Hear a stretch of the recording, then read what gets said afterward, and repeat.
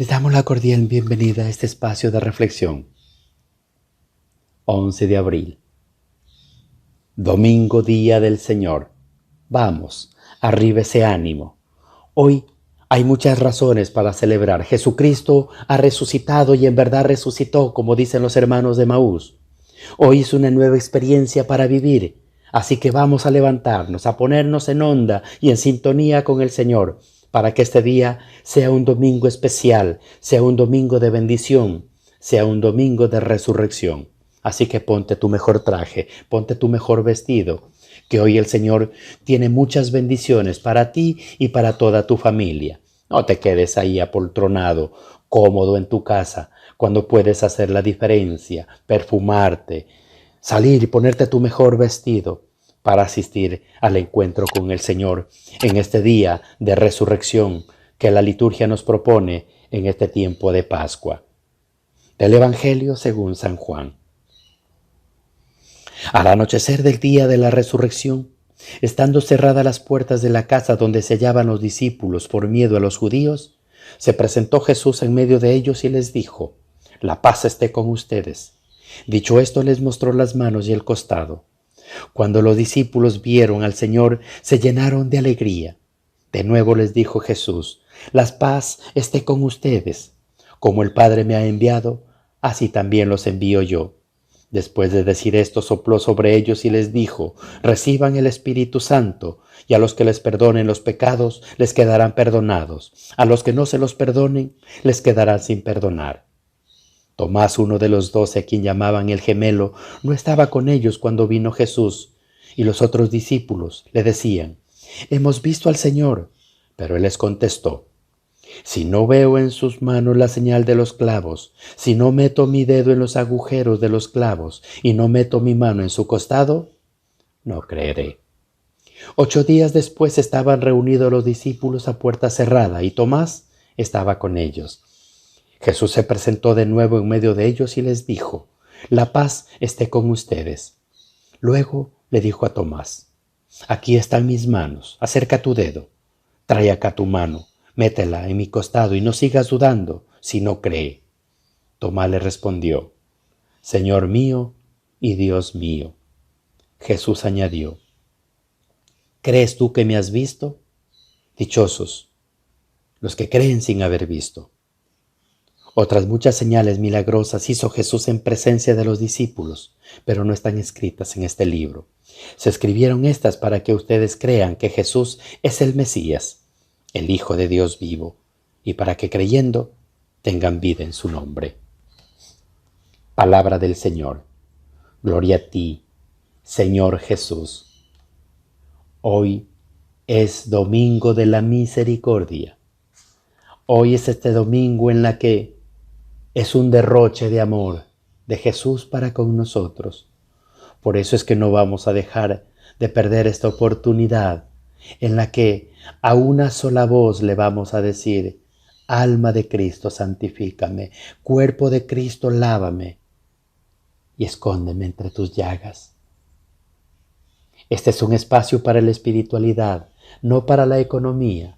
Sin embargo, la economía tiene algo que ver con la espiritualidad, porque la economía se refiere al gobierno de la casa y a la espiritualidad al gobierno de nuestro cuerpo, nuestra casa interior.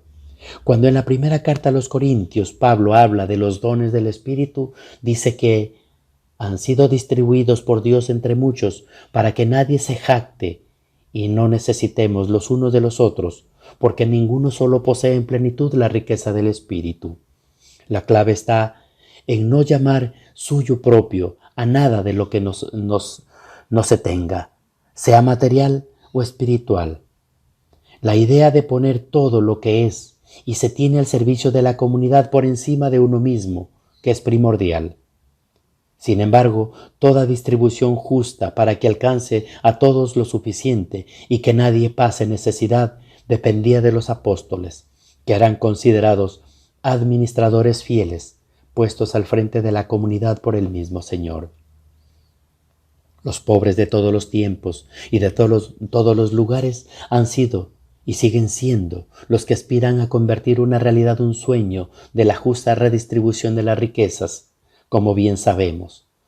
Según todos los indicios históricos, las primeras generaciones cristianas de la Iglesia, Madre de Jerusalén, el principal núcleo desde donde se expandió el cristianismo, estaban conformadas desde el punto de vista socioeconómico, en sus mayorías, por los segmentos pobres y marginales de la sociedad. Buena parte de ellos, además, eran de origen galileo, originarios del norte de Palestina, que son migrantes en Jerusalén. En el sur lo debieron de pasar bastante mal para subsistir. Es más, sobrevivieron gracias a la ayuda mutua entre ellos que fueron capaces de crear y establecer.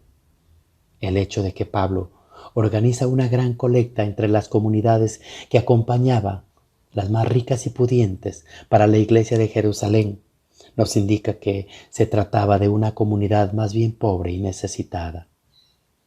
En la larga historia de la iglesia, el sueño comunitario de alcanzar la justicia social y la redistribución de la equidad de los bienes y recursos siempre ha estado presente. Pero este ideal fue más una aspiración que una realidad global en el interior de la comunidad cristiana.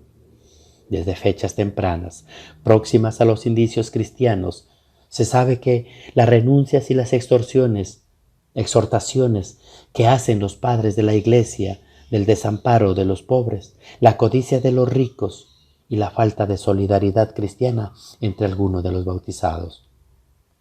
Otro ejemplo posterior sucedió en el siglo XIII con la emergencia de las órdenes mendicantes.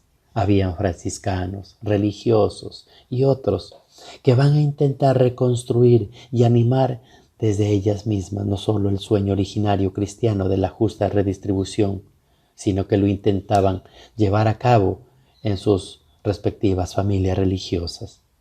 Los ejemplos podrían multiplicarse hasta llegar a la fecha cercanas a nosotros, unos de los más llamativos, por extendido y provocador que fue, un movimiento hippie, si se acuerdan ustedes, en las últimas décadas del siglo pasado.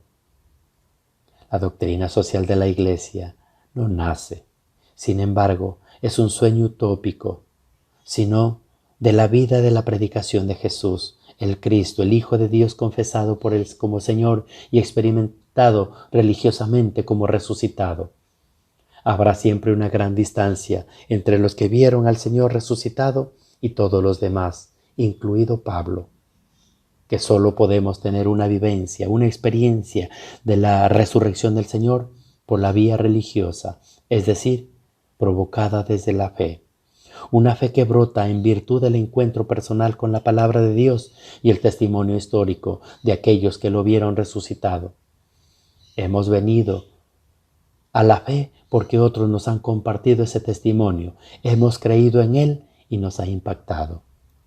Desde que Jesús saliera de Jerusalén hasta su muerte en cruz, en Jerusalén su vida pública, todo lo que dijo e hizo, tiene como horizonte mostrar la cercanía y la misericordia de aquel llamaba Abba, identificado como el Dios de la alianza del Antiguo Testamento. El desvelo de Jesús fue mostrar el empeño que ese Dios tenía por querer establecer con la humanidad por su mediación, confesando como Hijo y Mesías, una nueva alianza que tuviera las bienaventuranzas por carta magna en el horizonte escatológico de un juicio al que solo seremos, al final, examinados por el amor. Testigos de todo esto fueron aquellos a los que él mismo llamó y asoció a su propia misión, en especial a los apóstoles y a los enviados. En Jesús, el Cristo, confluye la misericordia y la verdad del Dios Trinidad. La misericordia para ser verdadera tiene que ser activa y la verdad dinámica para ser cierta. Una necesidad de la otra para contribuir la verdad de Dios misericordioso que pasa por el encuentro, la comunidad y el compartir, del mismo modo que nadie puede concebirse a sí mismo si no es por obra de otros. Nadie por sí mismo puede alcanzar lo que puede llegar a ser y menos aún conquistar su propia salvación. En cristiano, al menos todo pasa por el partir y el compartir. La nuestra no es una fe destinada para unos pocos escogidos o de una doctrina reservada a unos pocos elegidos, sino que es un camino abierto a todos los que se dejan encontrar por el Espíritu de Jesús resucitado. No se trata de ver para creer, sino de creer para poder ver. Aunque el ver forma parte de la experiencia religiosa, su componente esencial es el creer. No es fácil definir o hablar en términos aceptables para nuestro lenguaje común y coloquial sobre la creencia. La mayoría de las veces no sucede. Además, que no acertamos a expresar atinadamente cuanto hablamos de nuestras convicciones religiosas, y peor aún, si además recibimos en lo que nos escucha en nosotros indiferencia, burla, hostilidad o sarcasmo. Considero que nunca ha sido fácil transmitir la fe viva y que en nuestros tiempos, dominados por la increencia generalizada y ostentosa secularización, son particularmente retadores para los creyentes que quieran dar a conocer a Jesús, evangelizar o transmitir su fe. Creer en el núcleo fundamental y funcional de nuestra fe, en la resurrección, no es un asunto menor. El final del Evangelio de Juan es una prueba de ello. En el capítulo 21 fue un añadido posterior. Termina con el Evangelio, ciertamente haciendo una confesión de fe por parte de Tomás, Señor mío y Dios mío, pero en un contexto general donde la duda, razonable por otra parte del mismo Tomás, es un factor incómodo. Hablar de la resurrección y más aún, experimentarla, aunque sea de forma religiosa, es algo fuera de lo común, ya de lo que, si tenemos plena evidencia, es de la muerte y de que como ella, toda vida individual se termina. Es la fe del mismo creyente la que hace dar un paso más allá. La fe compartida, la palabra y los sacramentos construyen la iglesia, nos convierten en miembros de una comunidad histórica en la que gracias al testimonio de los que fueron testigos acreditados de la resurrección de Jesús de entre los muertos, y no la muerte, tiene la última palabra, la definitiva palabra de Dios. He venido para que tengan vida eterna. Pascua, que significa paso, es atreverse a dejar el miedo a una evidencia, la muerte por abrazar una esperanza nacida de la fe, plenitud de la vida enraizada en ese Dios que compartió nuestra condición humana, que murió por nosotros y que resucitó como primicia de nuestra propia resurrección. Gloria al Padre, al Hijo y al Espíritu Santo, como era en el principio, ahora y siempre, por los siglos de los siglos. Amén. Feliz tiempo pascual. Alegrémonos, porque el Señor, en verdad, ha resucitado. Y termino con esto. Jesucristo ha resucitado y en verdad resucitó. Amén.